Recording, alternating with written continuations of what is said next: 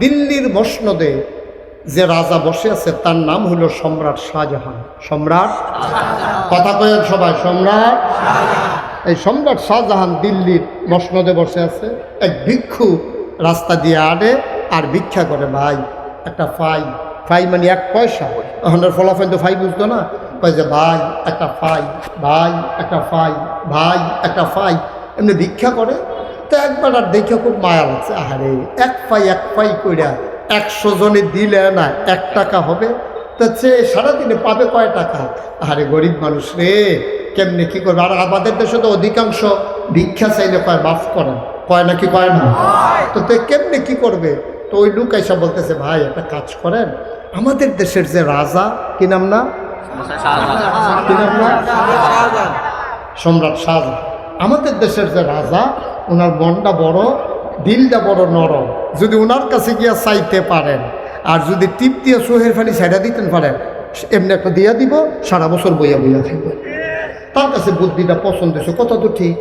সারাদিন হাইটে হাইটে কয় টাকা পাবো? সে রাজার দরবারের গেটে গিয়ে দাঁড়াইছে। দারোয়ান বলে, কি চাই? ভিক্ষুক কয়, রাজারে চাই। কয়, রাজমশাই এখন আছে মসজিদে। রাজমশাই কই? আর কথা কয় না, কি কথা কন না কা? হ্যাঁ তো মরহুম হইয়া গেছে গাড়িতে। রাজমশাই কই? আরে শুনে কবে না, রাজমশাই কই? ভিক্ষুক চিন্তা করলো, আমি আর বসে থেকে লাভ কি, আমিও মসজিদে চলে যাই। আগের দিনে আপনি কর্ডোবার স্পেনের যে সভ্যতা, আপনি মুসলিম বিশ্বের যত সভ্যতা আছে, আপনি এই যতগুলো সালতানাত আছে, আপনি দেখবেন সবগুলা রাজ দরবারের পাশেই একটা কেন্দ্রীয় মসজিদ আছে। মারহাবা বলবেন না? এই মসজিদটার ভিতরে রাজাদের যেন নামাজ কাজা না হয় এবং দূরে গিয়ে যেন নামাজ পড়া না লাগে, এই জন্য সব রাজ দরবারে একটা করে মসজিদ ছোট ছোট বানাই রাখতো। আপনি দিল্লিতে দেখেন, আপনি গিয়া দেখেন ইরাকে, আপনি দেখেন আপনার কর্ডোবায়, আপনি দেখেন স্পেনে, যত সভ্যতা মুসলিম দ্বারা গড়ে উঠেছে, সব জায়গায় রাজ দরবারের পাশে একটা মসজিদ আছে। এখন তারা রাজারা তখন নামাজ পড়তো। এখন আমাদের দেশের যারা এই এই এই নেতা, তারা নামাজ পড়ে নাকি পড়ে না?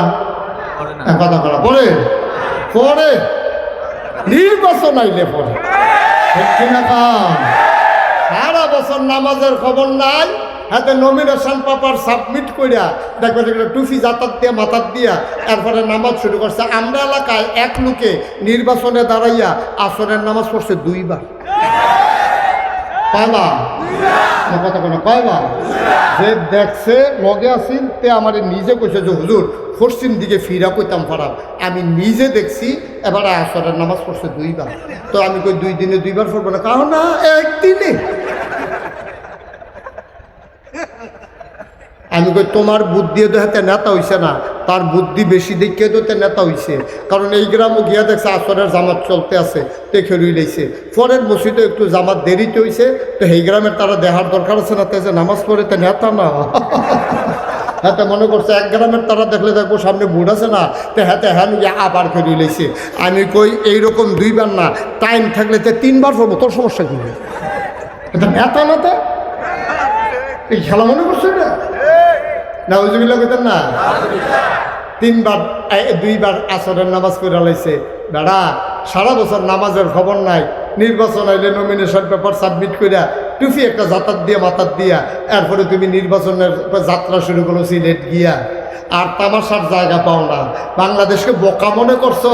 এটা 24-এর আগের বাংলাদেশ না, এটা 24-এর পরের বাংলাদেশ।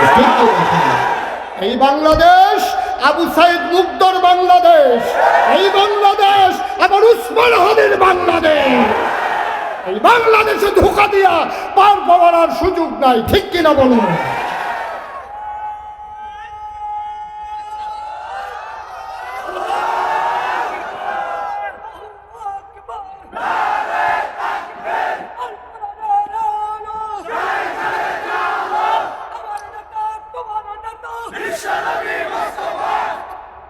যে আমার দেশে নির্বাচন আইলে বেনামাজিও নামাজি হয়, ঠিক কিনা কম?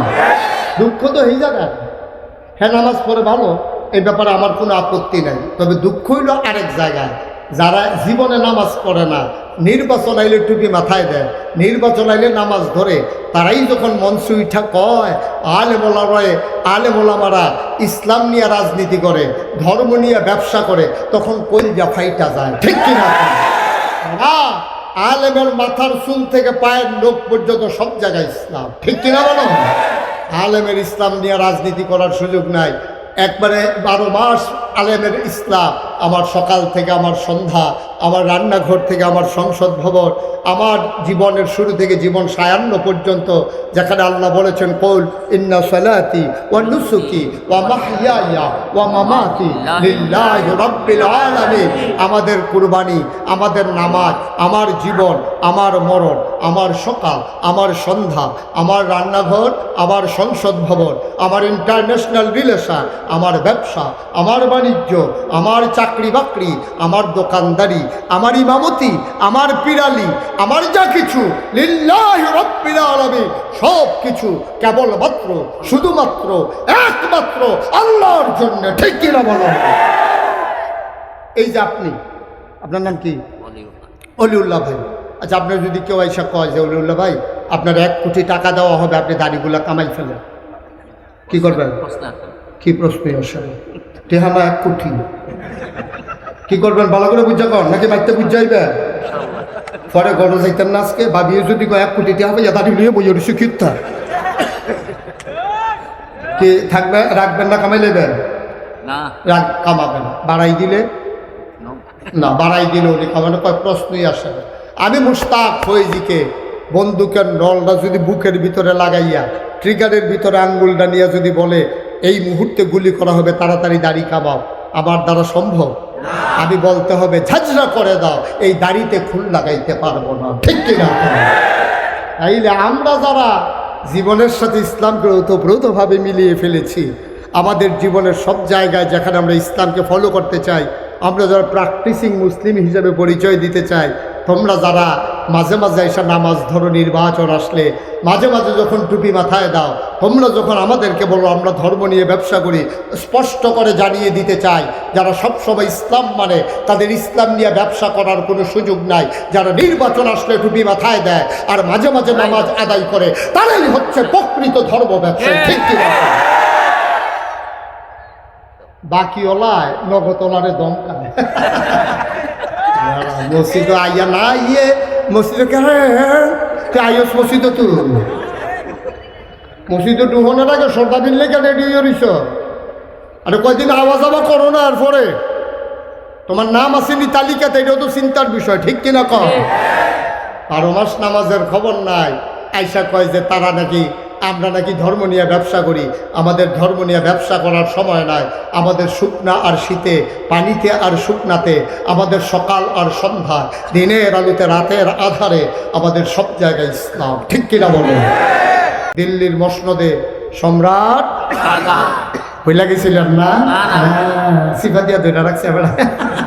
আমি তো বিকিতার এবার আঙ্গুলটা কিতা সিফে ওই কথা সিফা দিয়া ধরে সম্রাট। ভিক্ষুক যখন গেট কথা মনে আছেন রে, ভিক্ষুক গেট গেছে পরে দারোয়ান কয় কি চাই? রাজা গেছে। কয় রাজা এখন? Thank you. সচেতন শ্রোতা, এইসব শ্রোতার ভিতরে ওয়াশ করে মজা আছে, মারহাবা বলুন। তো কয় রাজা এখন মসজিদ। ভিক্ষুক মনে মনে চিন্তা করে বই থেকে লাভ কি? রাজা যখন মসজিদ, আমিও মসজিদে যাই, গিয়ে নামাজটা পড়ে ফেলাম। এখন একামত হলো, নামাজ হলো, রাজমশাই নামাজ পড়ে ওয়াজিব সুন্নত, তারপরে এই মাসনুন ওজিফা তিনি বসে বসে আদায় করতেছেন।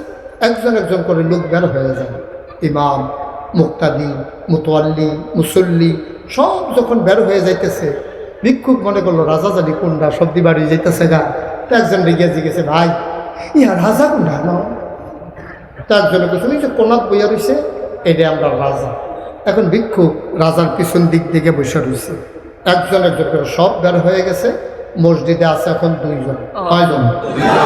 রাজা, রাজমশাই সব নামাজ শেষ করে দোয়া করতে আছে, আল্লাহ ও আল্লাহ, মানসে আমারে রাজা কয়, আমি কি আর রাজা? রাজা হইল তুমি না, আমি কি রাজানি? মাইন্ডসেন আমারে রাজা কয়, তুমি মাইন্ড করো না, আমি কোনো নিজের রাজা দাবি করি না। তুমি হইলা রাজাদিরাজ, তোমার থেকে চাইয়া চাইয়া জনগণ রে দেই। ভিক্ষা চাই, আমার দেশে রহমত দাও। ভিক্ষা চাই, আমার দেশে বৃষ্টি দাও। ভিক্ষা চাই, নদীতে মাছ দাও।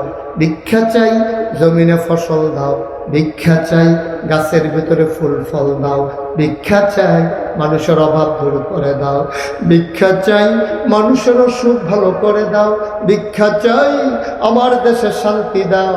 এমন করে রাজমশাই খালি ভিক্ষা চাইতে আছে। আবার শেষে দিয়া কয়লা ইলাহা ইল্লাল্লাহু মুহাম্মাদুর রাসূলুল্লাহ। ভিক্ষা চাওয়া শেষ। আবার ভিক্ষুক আস্তে করে ফিসি দিয়ে উঠতে আনা শুরু করছে। রাজমশাইও বাড়ুইব, বাইরনের সময় দেহে আছে যায়, একজন আছে তেও জায়গাতে আছে। রাজা কার কাছে ইসলাম? ইসলাম তো আপনার কাছে। কত যাইতেছে কদিন না সারছে হয়েছে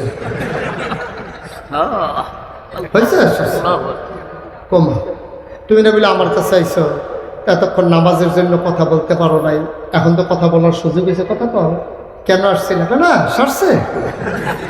আমি আইতাম ইসলাম না তো, হ্যাঁ ম্যাডাম আরেক না না কয় আইতাম দিলে সারছে, বুঝেছি। কারণ কে নিয়ে আসতাম? আরে আপনি সাফাসাফি শুরু করছে। আইছিলাম ভিক্ষার লেগে, আইয়া দেখলাম আমি আর কি ভিক্ষুক, আপনি যে আমার কারো বড় হবে মানুষ কি সুযোগ পেলে এইটাই করবে। আপনি কি শুরু করছেন? আপনি দেশের ভিতরে শান্তি চান, ওষুধ মালা চান, দেশের মাছের নদীর ভিতরে মাছ চান, ক্ষেতের ভিতরে ফসল চান, যেমনি চাউন শুরু করছেন। আমারও তো মায়া লেগে গেছে, যদি থাকতো আমিও তো দিলাম। এইটাই করে সে সময় ফেলে রাজা ডাক দিয়া, আমি চাইছি আল্লাহর কাছে, তুমি চাইবা আমার কাছে। ভিক্ষুক ডাক দেয়া কয়, রাজাটাকে আল্লাহটাকে আপনার কাওলা করা নাকি?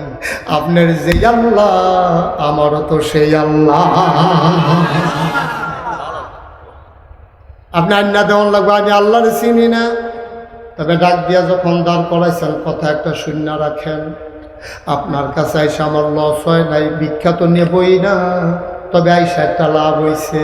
রাজা বাদশারা কই ভিক্ষা করে, এতদিন জায়গাটা চিনতাম না, আজকে আপনার দরবারে আসে জায়গাটা চিন্না গেলা। এখন থেকে যদি ভিক্ষা করাই লাগে, মানুষের দরজায় না, দোকান পাটে না, রাস্তাঘাটে না, যদি ভিক্ষাই করা লাগে, রাজারা যেই দরবারে ভিক্ষা করে জায়গা চিন্না ফেলাইছি, এখন থেকে ভিক্ষা লাগলে ওই দরবারেই ভিক্ষা করব।